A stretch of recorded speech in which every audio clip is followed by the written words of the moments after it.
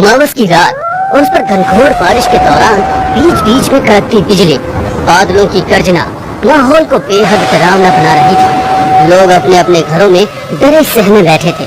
तभी पुराने कब्रिस्तान का दरवाजा अपने आप खुला और तेज हवा के झोंके के साथ ढेर सारी धूल मिट्टी एक पवंडर के रूप में वहां से बाहर आई। जोर की आवाज के साथ एक कब्र खुली और उसमें सड़ी हुई पुरानी लाश बाहर आई, जिसके पूरे शरीर पर मिट्टी लगी हुई थी। बारिश में वो मिट्टी बहकर निकलने लगी। चमकती हुई बिजली के बीच लाश बेहद ही डरावनी लग रही थी। लाश देखकर देखा और तेज आवाज में जैसे ही चीखी, आसपास की कब्र की मिट्टी हट गई और उनमें से भी लाश बाहर आने लगी।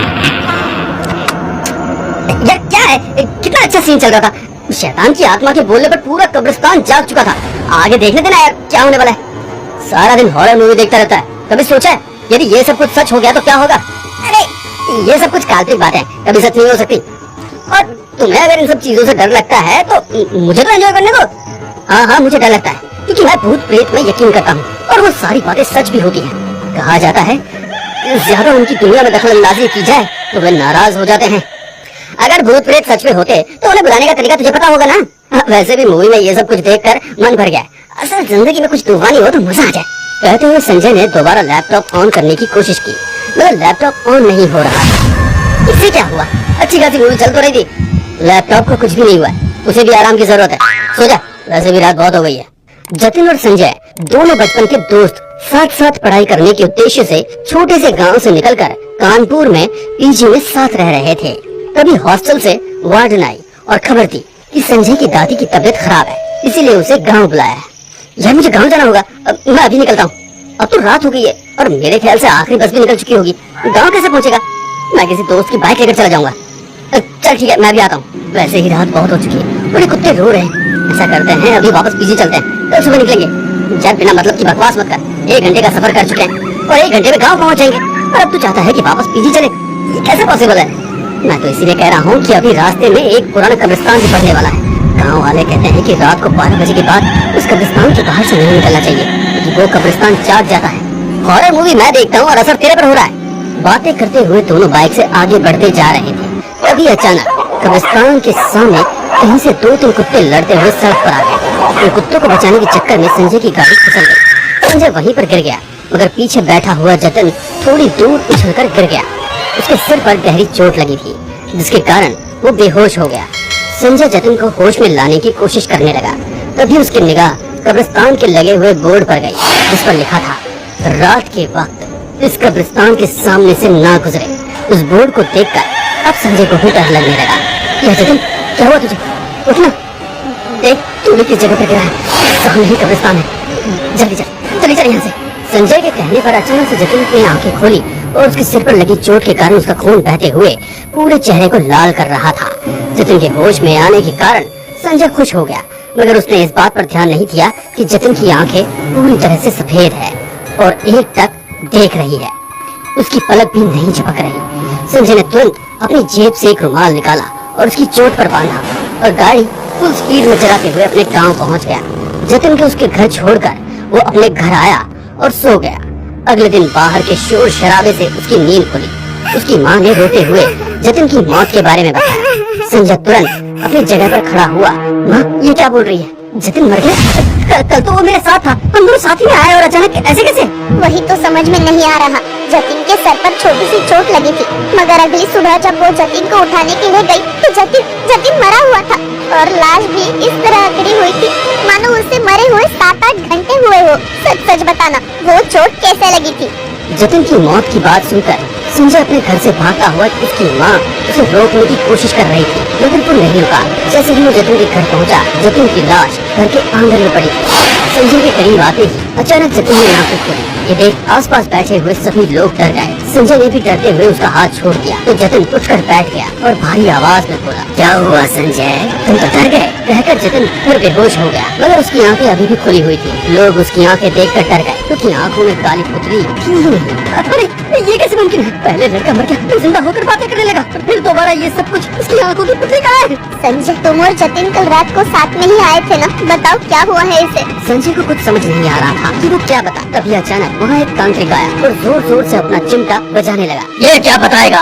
मैं बताता हूँ क्या हुआ है कल रात। ये दोनों जागृत शमशान के सामने से निकले, जगे हुए कब्रिस्तान में उन लोगों के आराम में खलल देने का नतीजा देख लिया। भाई ये अब तुम्हारा बेटा नहीं है, बल्कि उन्हीं लोगों में से एक हो गया है। छोड़ाओ उसके शरीर को उसी पुराने कब्रिस्तान के बाहर, वरना ये सब इस गांव में इसे लेने आज रात को आएंगे। कोई नहीं बचेगा, छोड़ाओ उसे। कहते हुए तांत्रिक वहाँ से चला गया। दूर हट जाओ मेरे बेटे से, पहले ही उसकी जान ले ली है, अब क्या पूरे गांव की जान संकट में डालोगे? तांत्रिक बाबा सही कह रहे हैं, हम लोग इसे लेकर पुराने कब्रिस्तान चलते हैं। ये सब बकवास है, मैं नहीं मानता इन सारी बातों को। अभी इसे हम लेकर डॉक्टर के पास चलते हैं। इसे डॉक्टर की जरूरत है। कब्रिस्तान ले जाएंगे मतलब क्या इसे जिंदा ही कब्रिस्तान में छोड़ाओगे? इसने कहा तुमसे कि ये जिंदा है? मर चुका है, वहाँ दूर उसकी लाश है। सभी गांव वाले कुछ पूजा पाठ के सामान के साथ जतिन की लाश को पुराने कब्रिस्तान के बाहर छोड़ कर आ गए। संजय दूर से ही उन सब लोगों को देख रहा था। जैसे ही गांव वाले उसे छोड़कर वापस गांव में पहुंचे, संजय ने जतिन को वहां से उठाया तो उसकी आंखें खुल गई। वो उसे लेकर शहर की तरफ जाने लगा। बाइक पर पीछे बैठे जतिन की गर्दन 360 डिग्री एंगल में घूम गई। उसकी सफेद आंखों से खून टपक रहा था। इधर शहर में संजय जतिन को लेकर हॉस्पिटल पहुंचा तो पहले डॉक्टर ने उसे इमरजेंसी वार्ड में शिफ्ट किया और उसका ट्रीटमेंट चालू किया, मगर उसकी बॉडी कोई रिस्पॉन्स नहीं कर रही थी। मशीनें उसे मृत बता रही थी। डॉक्टर भी हैरान थे क्योंकि जतिन की आंखें खुली हुई थी। वो आंखों से रिस्पॉन्स कर रहा था, मगर जैसे ही डॉक्टर ने मृत घोषित किया वो लाश भी अपनी जगह से उठ खड़ी हुई और संजय की आंखों के सामने ही वो गायब हो गई। संजय उसे सब और ढूंढ रहा था। ये नजारा देख डॉक्टर भी हैरान हो गए। तांत्रिक अपनी साधना में लीन था। अचानक होने वाली इन लाशों की हलचल से उसकी साधना में विघ्न पड़ गया। वो तुरंत अपनी जगह से उठा और हाथों में कमंडल ले गांव की ओर आ गया। गांव में सभी लोग इस पूरी हलचल से नावाकिफ थे। जैसे ही लाशें गांव की सीमा में आई, सभी पालतू जानवर जोर जोर से रंभाने लगे। कुत्ते भौंक रहे थे। गांव में जानवरों को यूं परेशान देख गांव वाले जब अपने घरों से बाहर निकले तो वहाँ का नजारा देख हैरान थे। सभी लाशें जानवरों का खून चूस रही थी। अचानक इंसानों को अपने सामने देखकर जानवरों की लाशों को छोड़ वो लोग इंसानों की ओर बढ़ने लगे। सभी इंसान डरकर एक कोने में खड़े हो गए। तभी लाशों और गांव वालों के बीच तांत्रिक आकर खड़ा हो गया। इन लोगों से दूर रहो, खबरदार जो इन लोगों के करीब आने की कोशिश भी की। सभी लोगों को सावधान करते हुए तांत्रिक ने अपने हाथ में कमंडल का जल लिया और कुछ मंत्र बोलने लगे। जैसे ही उन्होंने वो जल इन लाशों पर डाला, सभी लाशें एक साथ जोर जोर से दहाड़ने लगी। उनकी आवाज से सभी गांव वाले और ज्यादा डर गए। तांत्रिक ने पास रखी लकड़ी को उठाया और कुछ मंत्र बोलकर उस लकड़ी में आग लगा दी और वो जलती हुई लकड़ी लेकर लाशों की ओर बढ़ने लगा। लाशें धीरे धीरे पीछे हट रही थी, मगर बारिश के कारण जलती हुई लकड़ी बुझ गई। तभी सबको सामने जतिन की लाश नजर आई। सारी लाशें अब धीरे धीरे जतिन की ओर बढ़ रही थी। तांत्रिक को लगा यही सही मौका है। उसने गांव वालों को इशारे से अपने करीब बुलाया और सभी से सूखी लकड़ी और घास इकट्ठा करने का कहकर वो अपने हाथों से एक घेरा बनाकर उस घेरे के अंदर साधना करने बैठ गया। सभी गांव वाले ढेर सारी लकड़ी और घास लेकर तुरंत आए। जैसे ही सारी लाशें जतिन के करीब पहुंची, तांत्रिक का इशारा पाकर सभी गांव वालों ने जलती हुई घास और लकड़ियां उन लाशों के ऊपर फेंक दी। जलती हुई लाशें जोर जोर से चीख रही थी। चीखना बंद करो, ये दहन तुम्हारी मुक्ति का कारण बनेगा।